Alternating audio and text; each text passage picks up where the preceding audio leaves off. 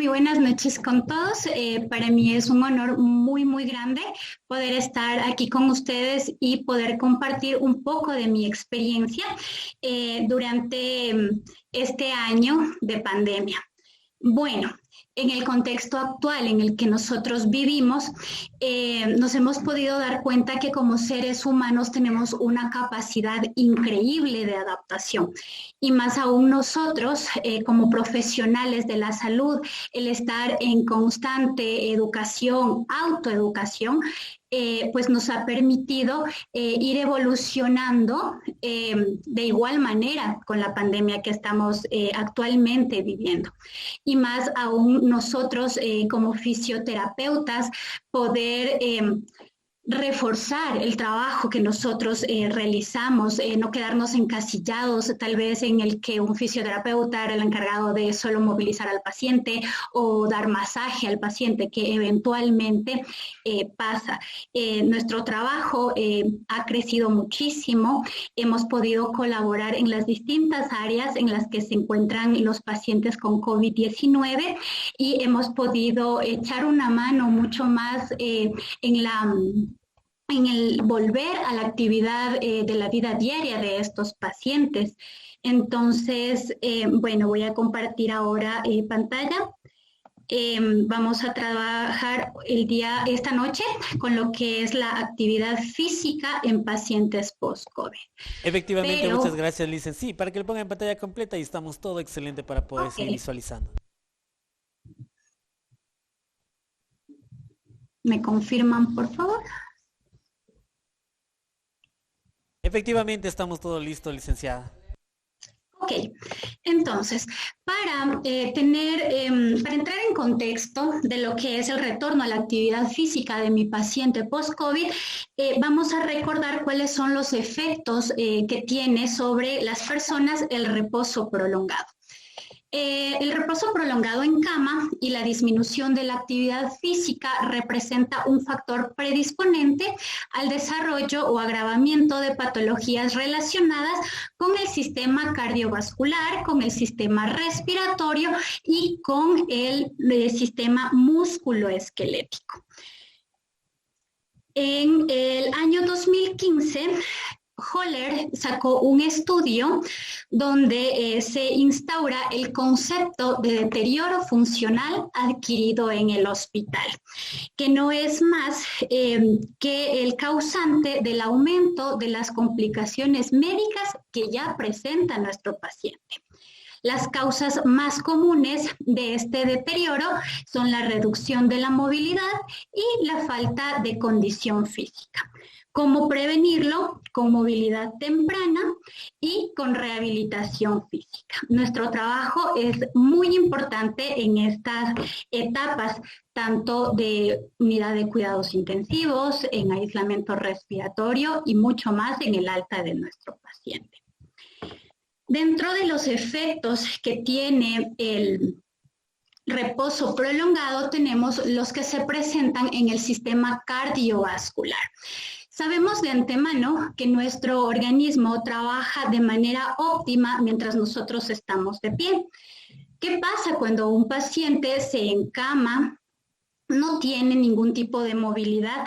Hace que el VO2 máximo disminuya en aproximadamente un 0,9% por día, siendo independiente de la edad y del sexo de nuestro paciente.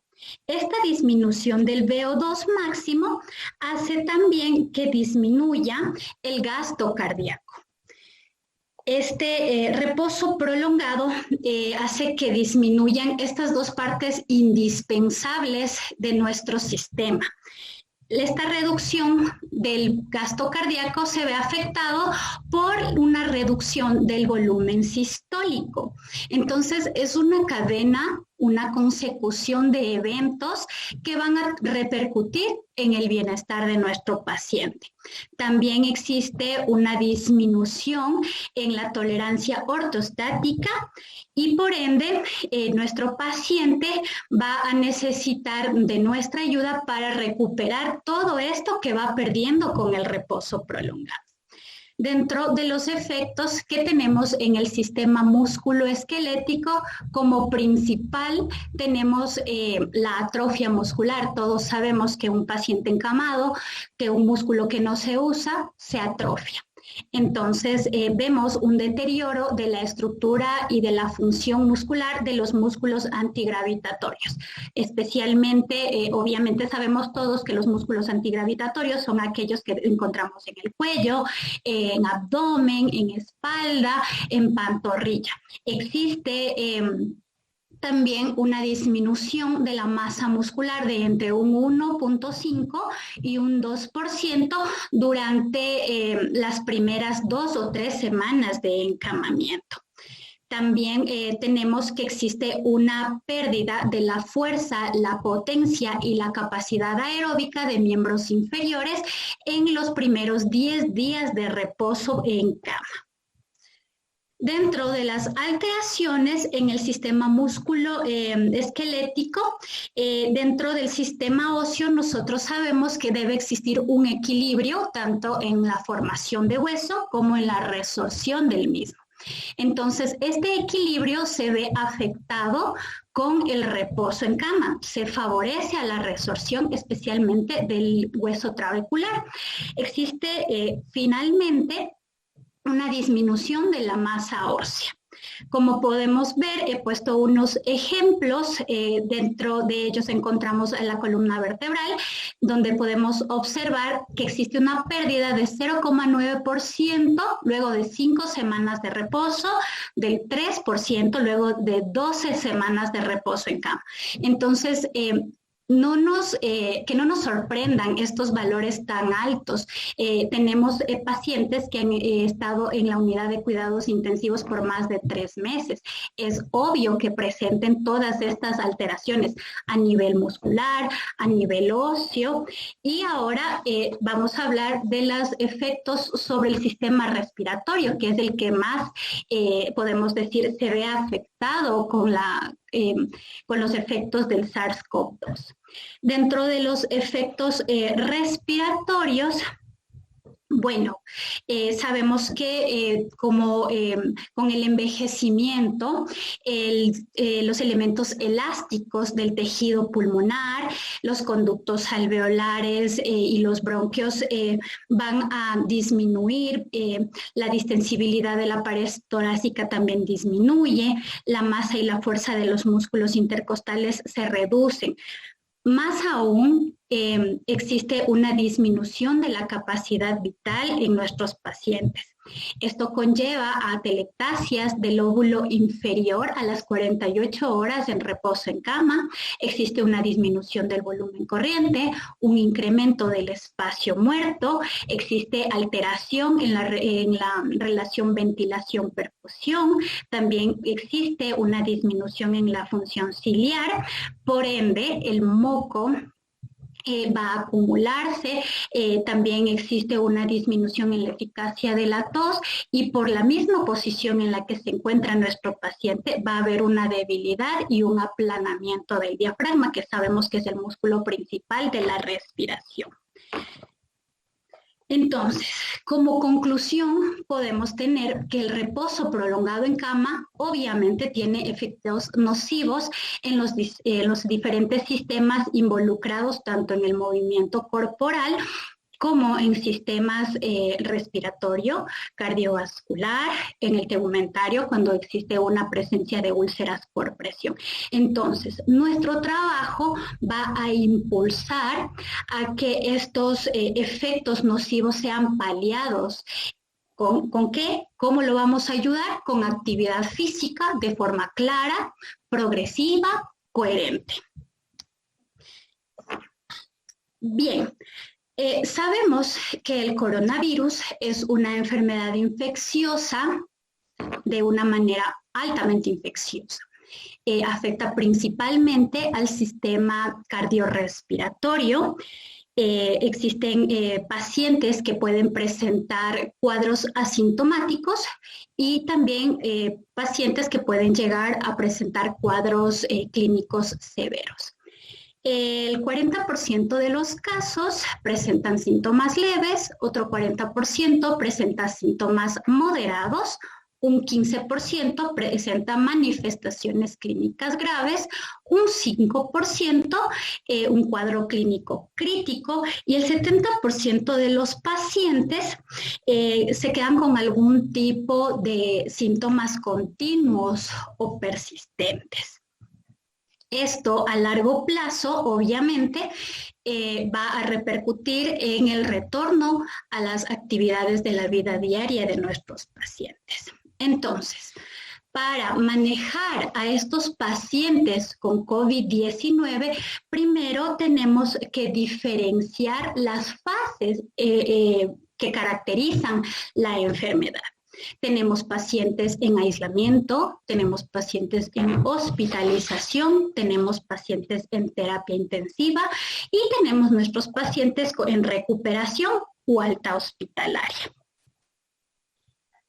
Para que nuestro trabajo sea eficiente y eficaz, nosotros como fisioterapeutas nos planteamos objetivos generales en estas distintas fases en las que se puede encontrar nuestro paciente. Como objetivos principales tenemos el mitigar y prevenir la lesión pulmonar aguda asociada a la ventilación, evitar obviamente los procesos prolongados de reposo, fortalecer masa muscular y prevenir la pérdida de esta, mejorar la sensación de disnea y fatiga, reducir las complicaciones que puede conllevar el COVID-19, distribuir la incidencia o riesgo del delirio, prevenir y disminuir las secuelas neurológicas, reeducar las funciones cognitivas. Dentro de los objetivos, a breves rasgos, que nosotros nos vamos a plantear en la fase de aislamiento, va a ser evitar, obviamente, los periodos de sedestación o inmovilidad, para lo cual tenemos protocolos establecidos ya de movilidad temprana, realizar ejercicio físico, donde nosotros podemos regular el volumen, la intensidad y obviamente con una previa valoración. Y también podemos coordinar los ejercicios realizados con ejercicios respiratorios, tomando en cuenta que nuestro paciente en la fase de aislamiento entra en un círculo vicioso de fatiga asociada al reposo prolongado. Dentro de la fase de hospitalización, nuestro trabajo es crucial para disminuir las limitaciones funcionales, ayudar al destete prolongado de la oxigenoterapia y permitir que nuestro paciente avance a la siguiente fase, que es la fase de alta hospitalaria. En la fase de alta hospitalaria podemos distinguir dos tipos de pacientes, esto dependiendo mucho del proceso respiratorio secundario al SARS-CoV-2. Tenemos pacientes leves y moderados, donde nuestro objetivo va a ser restaurar gradualmente la condición física, y tenemos pacientes críticos y graves, donde nuestra función va a ser el realizar ejercicio aeróbico, ejercicio de fuerza, entrenamiento, técnicas de drenaje y técnicas ventilatorias. Nuestro trabajo en los pacientes post-COVID, o sea, los pacientes que superaron ya la infección, superaron la enfermedad, están con el alta hospitalaria, va a depender mucho de la actividad física que realizó en estas fases previas: aislamiento, cuidado crítico, hospitalización.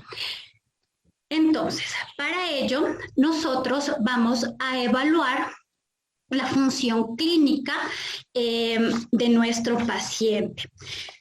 Sabemos de antemano que existen cuestionarios que podemos nosotros aplicar a nuestro paciente para saber qué tanto está influyendo sobre él la disnea, que es uno de los síntomas que tiene mayor prevalencia en nuestros pacientes post-COVID.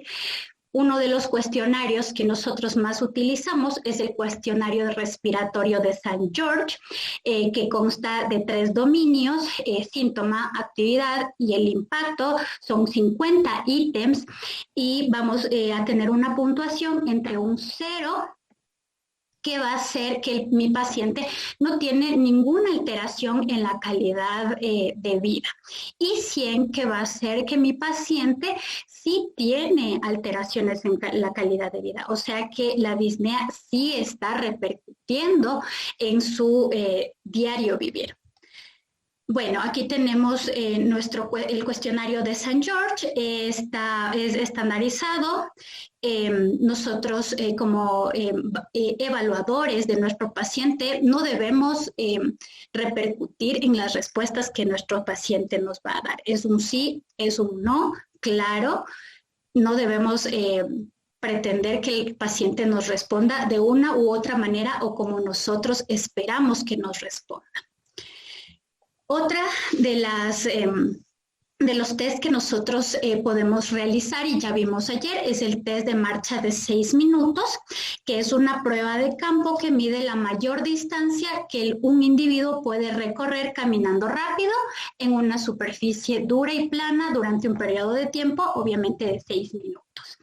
Con esta prueba, nosotros podemos valorar si mi paciente va a requerir oxígeno durante la actividad física, si mi paciente tuvo respuestas fisiológicas normales al test. Nos va a dar muchos parámetros, nos va a dar mucha información muy relevante, obviamente, para nuestra inserción del programa de actividad física.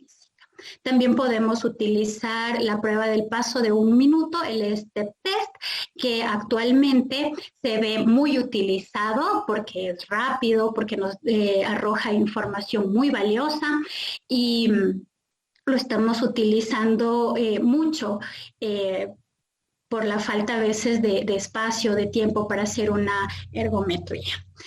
Dentro de los criterios de inicio para la rehabilitación, tanto pre como post-COVID, tenemos los criterios, hay que tomar en cuenta saturación de oxígeno, frecuencia respiratoria, la presión arterial sistólica, una presión arterial media. Es muy importante que tengamos muy en cuenta todos estos criterios. Obviamente, sabemos que para que nuestro paciente pueda ingresar o retomar su actividad física, tiene que estar totalmente estable. Entonces, ¿cómo puedo saber si mi paciente puede volver de forma segura a su actividad física? En primer lugar, vamos a tomar en cuenta cuáles son los riesgos que nos da la actividad física después del COVID-19. Vamos a tomar en cuenta 3 riesgos principales.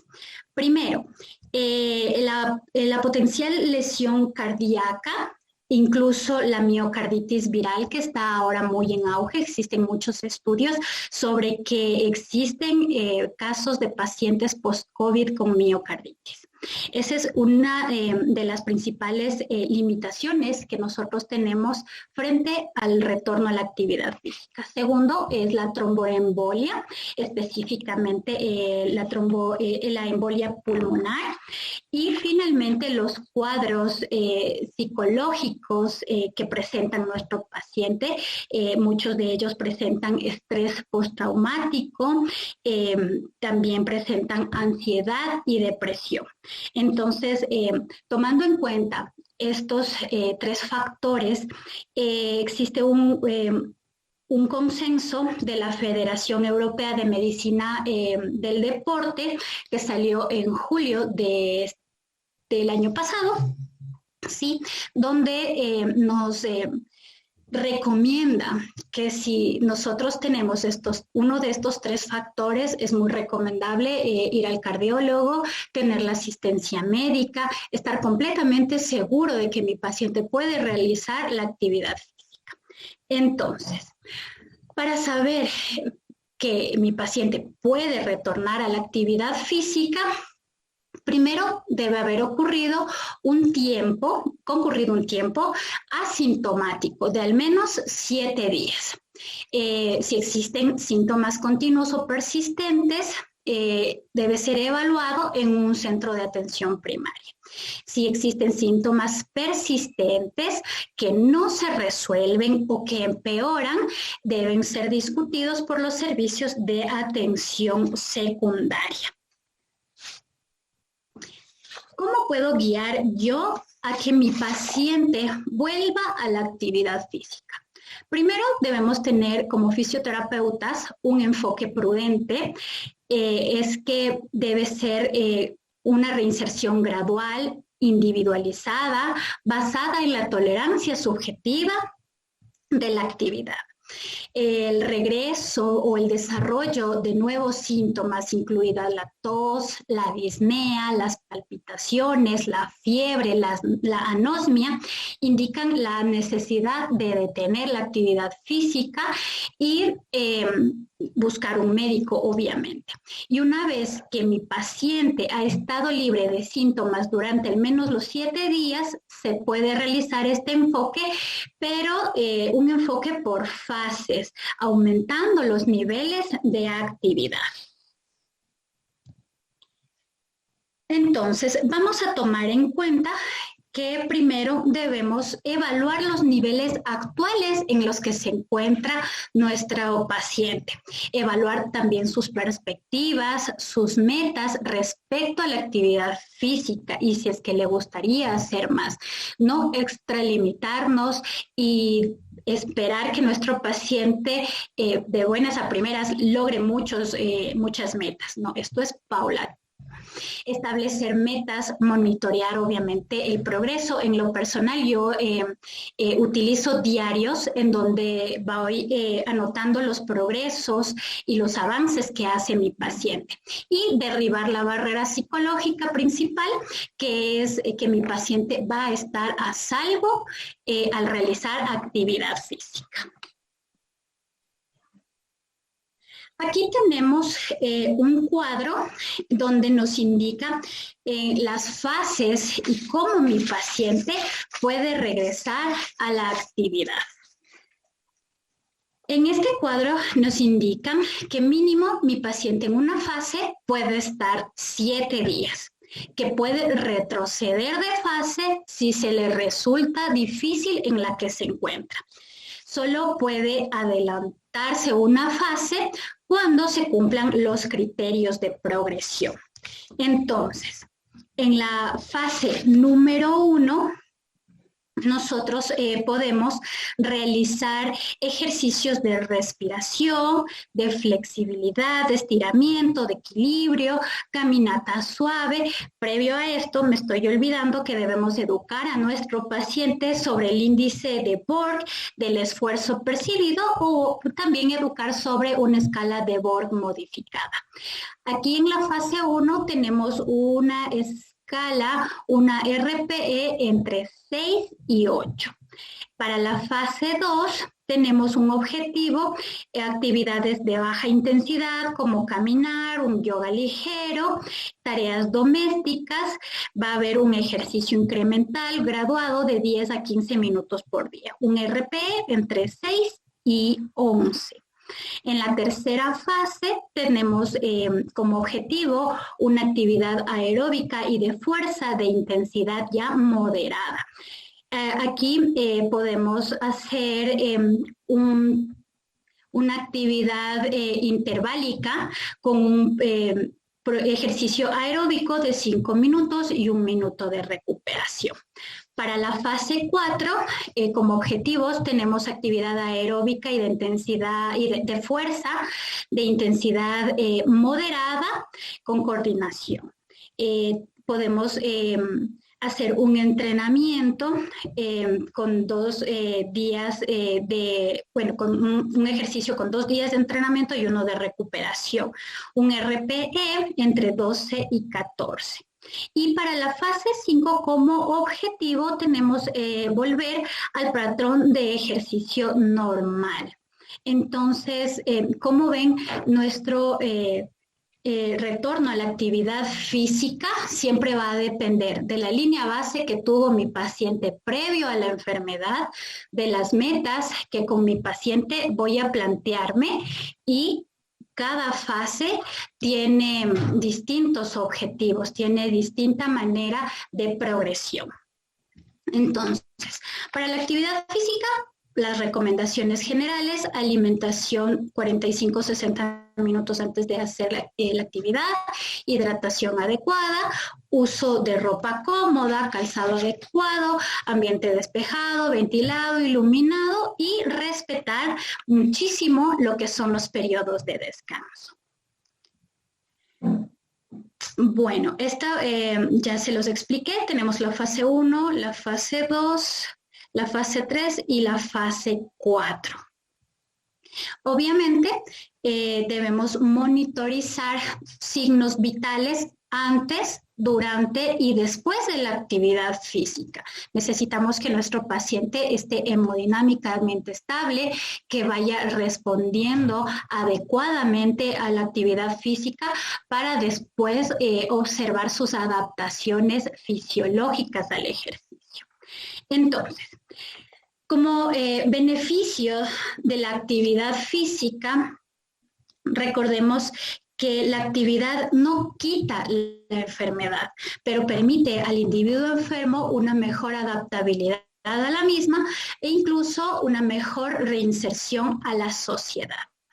Dentro de los principales beneficios de la actividad física tenemos el incremento del tono y la masa muscular y por tanto la fuerza, una mejoría de la condición hemodinámica, de la mecánica ventilatoria, una disminución de la tensión arterial, prevención de arteriosclerosis, de hiperlipidemia, de osteoporosis, ayuda al control de la diabetes, la mejoría de la flexibilidad, del equilibrio, de la movilidad articular.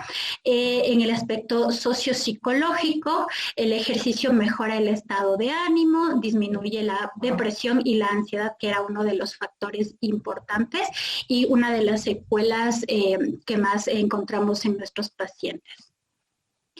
También tenemos los beneficios del ejercicio de resistencia o aeróbico. Tenemos que permite aumentar el gasto cardíaco, favorece el sistema cardiovascular, fortalece el sistema respiratorio, disminuye el riesgo de hiperlipidemia, mejora la composición corporal. Como beneficio de los ejercicios de fuerza, condiciona a un aumento progresivo de la masa muscular, de la fuerza muscular, de la fuerza ósea, mejora la postura, evita patologías como las lumbalgias, aumenta el volumen y tonifica los músculos específicamente. Y dentro de los beneficios del ejercicio de flexibilidad, tenemos el reducir la tensión, mejorar la coordinación de los movimientos, aumentar la posibilidad del movimiento, prevenir daños, facilitar las actividades explosivas como correr, nadar, preparar los músculos, mejorar y agilizar la circulación. Entonces, nuestro trabajo va muy bien enfocado, va muy bien encaminado en la reinserción de nuestros pacientes post-COVID a la actividad física. Recordemos que nosotros, además de ayudar a programar esta actividad, somos educadores de nuestro paciente.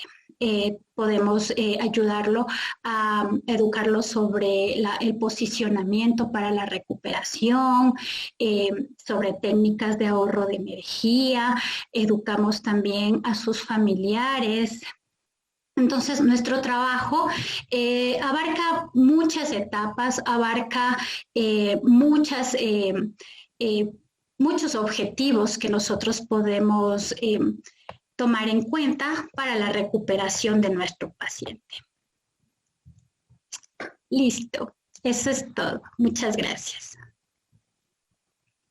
Muchísimas gracias a usted, estimada Paola, por haber compartido con nosotros. Dicen, mientras, bueno, vamos con la pregunta de Sonia Herrera. Nos dice, buenas noches. Al momento del alta y después de los 7 días, todo está progresando bien. El paciente comienza a lograr poco a poco sus actividades, como dar pasos, comer solo. De un momento a otro se complica y fallece si todo estaba evolucionando bien. ¿A qué se debería? Me imagino que de pronto o algún comentario sobre esta situación, estimada Licen. Bueno, siempre al alta tenemos un equipo multidisciplinario, ¿no? Tenemos a la cabeza nuestro médico neumólogo, nuestro médico internista. Entonces, tal vez existen también factores o enfermedades asociadas previas que aumenta la comorbilidad de nuestro paciente, como hipertensión, como que fue diabético. Entonces, siempre hay que llevar un control post alta hospitalaria. Es indispensable llevar un control. De igual manera, la reinserción a las actividades debe ser, como ya les mencioné, de forma progresiva. Lamentablemente, el fallecimiento de una persona que ha sido ya dado de alta y que ha superado el COVID-19, pues no les podría decir cuál es la razón específica, pero el control continuo es una de las claves principales.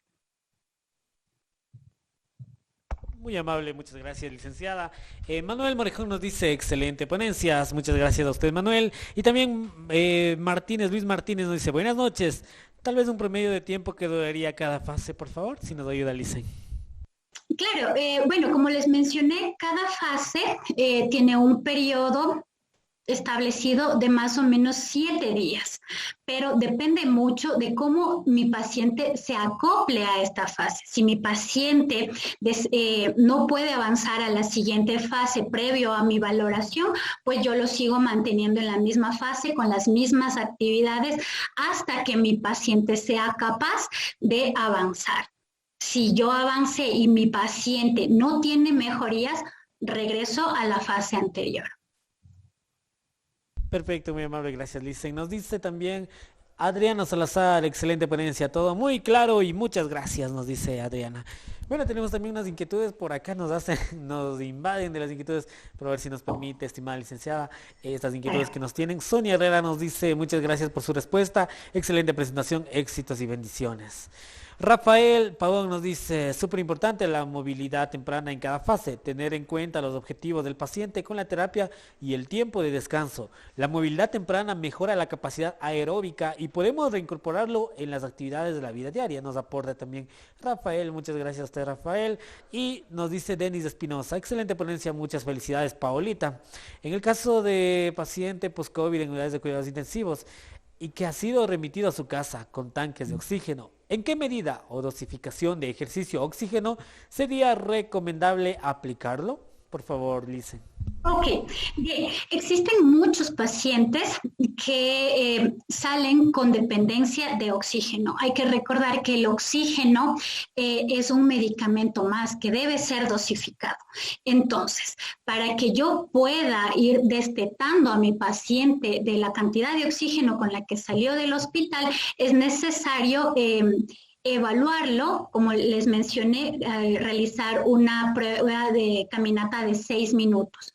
Esta prueba va a arrojarme valores de saturación, de frecuencia cardíaca, de frecuencia respiratoria. En cuanto a la saturación, una respuesta normal al ejercicio es que mi paciente desature como máximo 4 puntos. Pero si mi paciente desaturó más, incluido el oxígeno con el que él está haciendo la prueba, me indica que yo debo subir el oxígeno durante el ejercicio. De nuevo, podemos permanecer durante una fase, 7 días de actividad física y volver a evaluar a mi paciente, volver a hacer una caminata de 6 minutos. Si mi paciente ya no desaturó, significa que con el ejercicio ya no va a necesitar que le suba el litraje de oxígeno y por ende yo voy a poder ir bajando paulatinamente el oxígeno hasta que mi paciente pueda tolerar la actividad sin oxígeno, pueda mantener una una conversación continua sin presentar disnea. Entonces, de esa manera, siempre es progresando en actividad, evaluando las respuestas que va a tener mi paciente y disminuyendo la cantidad de oxígeno hasta que llegue a cero, obviamente.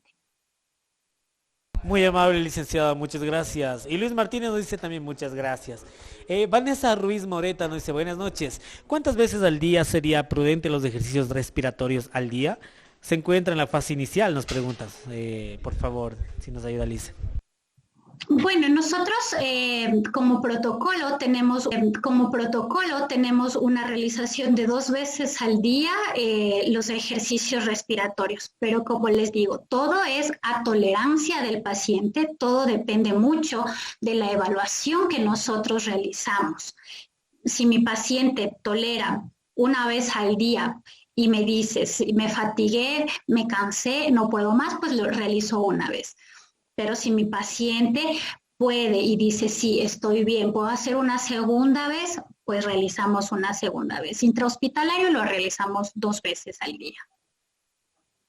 Muy amable, muchas gracias. Licenciada, y Ale Toaza Galarza nos dice, excelente ponencia, licenciado, y bendiciones. No sé si de pronto podemos, por favor, contar con un mensaje último suyo, por favor. Bueno, nosotros como fisioterapeutas debemos empoderarnos de nuestra carrera, debemos darnos a notar, no con palabrería, sino con educación. Edúquense lo que más puedan, autoedúquense, lean, hagan que nuestro trabajo valga mucho más de lo que es ahora. Nosotros podemos ayudar muchísimo en la recuperación de nuestros pacientes. Ahora con la actual pandemia, como les dije, nuestra carrera se ha dado a conocer, somos una carrera en potencia. Entonces, siempre de la mano de la educación vamos a salir adelante y muchos éxitos para todas las personas que están estudiando y yo muy complacida de haber podido compartir un poco de mi experiencia. Será hasta una próxima de parte de la familia de Samedi by Levens, el Instituto Azteca de México y como no también el agradecimiento desde el Ministerio de Salud Pública del Ecuador a todos estos profesionales quienes han estado. Queremos también agradecer al Departamento de Relaciones Nacionales e Internacionales, el ingeniero Jairo Tierra, que juntamente ha estado en la gestión de cada uno de nuestros expertos. Muchas gracias, licenciada, será hasta una próxima y que pase muy bien.